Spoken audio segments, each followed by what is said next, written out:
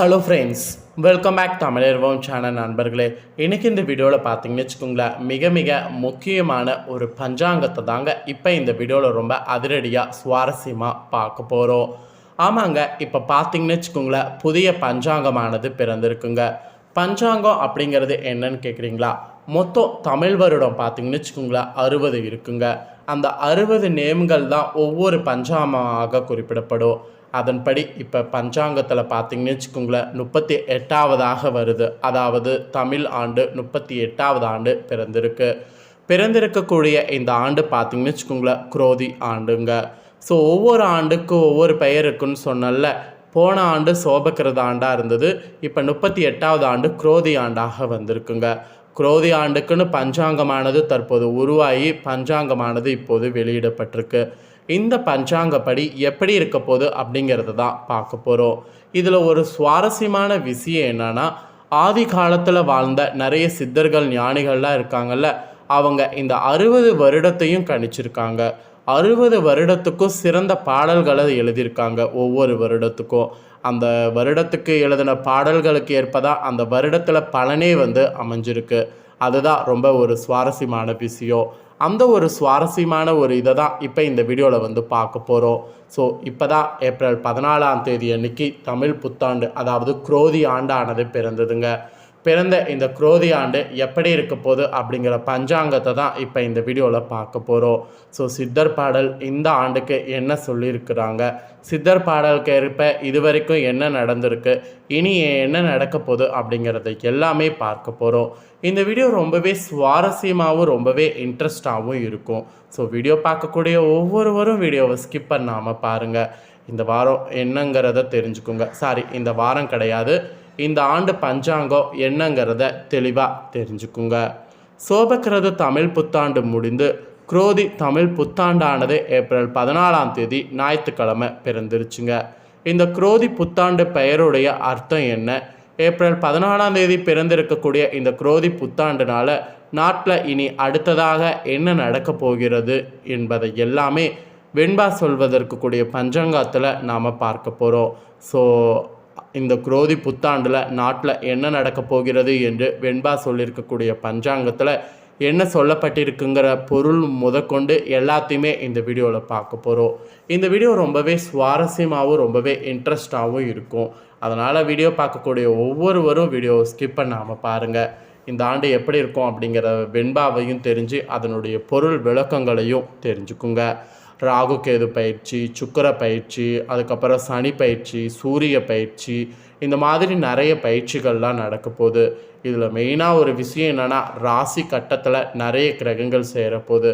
இப்போ கூட திரிகிரி யோகமானது உருவாயிருக்கு. அது மட்டும் இல்லாமல் 2 கிரகங்களுடைய இயற்கை ரொம்பவே முக்கியமாக சேர்ந்துருக்கு. அதில் மேஷ ராசியில் சூரியனும் குருவும் சேர்ந்திருக்கிறது. இந்த மாதிரி நிறைய கிரகங்களுடைய சேர்க்கையெல்லாம் இந்த ஆண்டு இருக்குது. அதனால் இந்த ஆண்டு பஞ்சாங்கமே பார்த்திங்கன்னு வச்சுங்களேன் வெளியிடப்பட்டது போல் ரொம்ப சுவாரஸ்யமாக இருக்கும்னு நாம் நம்பலாம். அதை விட லக்ஷ்மி தேவியுடைய அருள் இந்த ஆண்டு முழுமையாக கிடச்சிருக்கு. வாழ்க்கையில் பார்த்திங்கன்னு வச்சுங்களேன் லக்ஷ்மி தேவியுடைய அருள் ரொம்ப முக்கியம். லக்ஷ்மி தேவியுடைய அருள் கிடைச்சாவே நல்லா சந்தோஷமாக இருக்கலாம். வீட்டில் லக்ஷ்மி இருக்கும்போது நமக்கு பஞ்சம் ஏதாவது வருமா என்ன, அந்த மாதிரி இந்த ஆண்டுக்கு லக்ஷ்மியுடைய அருள் முழுசாக இருக்குது. அதுவும் சிம்ம ராசியில் பிறந்தவங்களுக்கு தான் இந்த ஆண்டு ரொம்ப ஒரு அதிர்ஷ்ட ஆண்டாக இருக்கும். ஸோ உங்கள் ராசிக்கு ஒரு வலுவான இது இருக்குது.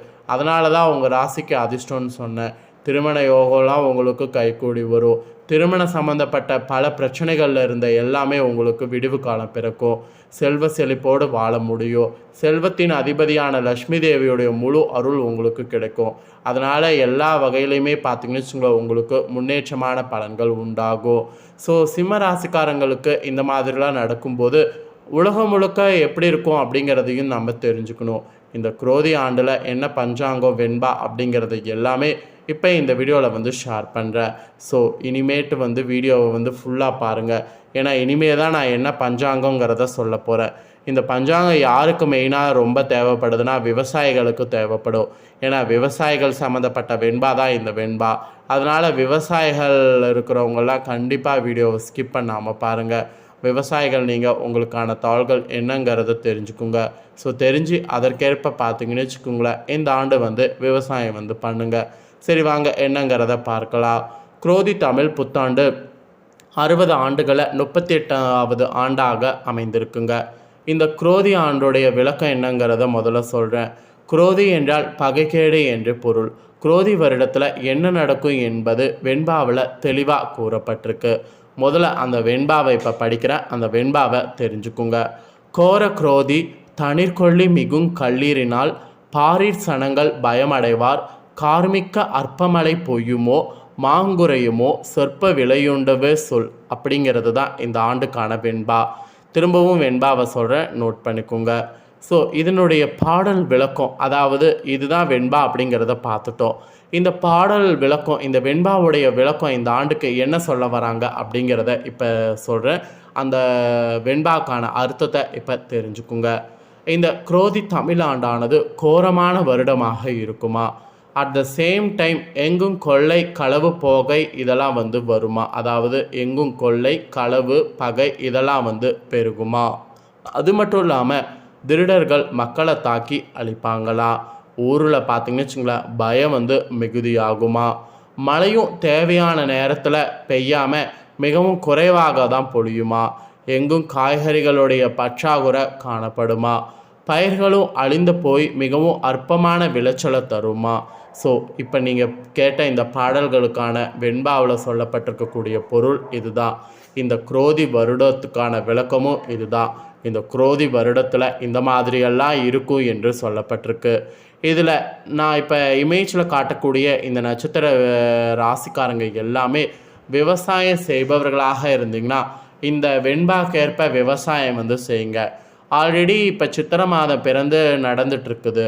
ஸோ சித்திரை மாதத்தில் ஓரிரு நாட்கள்லையாவது மழை பொழிஞ்சிருக்கணும். ஆனால் இது வரைக்கும் அந்த மாதிரி எதுவும் இல்லை. ஆல்ரெடி தண்ணீர் பற்றாக்குறை ஏற்பட்டு தண்ணீர் வந்து நிறைய ப்ராப்ளம் போயிட்டுருக்கு. ஸோ மழையும் தேவையான நேரத்தில் நமக்கு கிடைக்காம மிகவும் குறைவாக தான் பொழியும்னு சொல்லப்பட்டிருக்கு. வெண்பாவும் இந்த மாதிரி சொல்லப்பட்டிருக்கு. ஸோ அதனால் விவசாயம் பண்ணக்கூடிய ராசிக்காரங்கள்லாம் ரொம்ப கவனமாக இந்த ஆண்டு இருக்க வேண்டியது அவசியம். குரோதி வருஷத்துடைய தேவதை வந்து அஜிர பிரபு, ராஜா வந்து செவ்வாய், மந்திரி வந்து சனி, சேனாதிபதி அர்க்காதிபதி வந்து சுக்கிரன், ராசாதிபதி வந்து குரு, தனியாதிபதி வந்து சூரியன். இந்த மாதிரி ஒவ்வொரு பதியாக இருக்கிறதுனால ஒவ்வொரு ராசிக்காரங்களுக்கு குறிப்பிட்ட இந்த ஆண்டு வரும்போது ஒவ்வொரு மாதம் ஒவ்வொரு மாதிரி இருக்கும். ஒரு சில நேரம் கன்னி ராசிக்காரங்களுக்கு அதிர்ஷ்டமாக இருக்கும், ஒரு சில நேரம் ஆபத்தாக இருக்கும், ஒரு சில நேரம் வாழ்க்கையில் நீங்கள் ஜெயிக்கிற மாதிரி மாற்றம் ஏற்படும், ஒரு சில நேரம் ஜெயிக்காத மாதிரி இருக்கும்.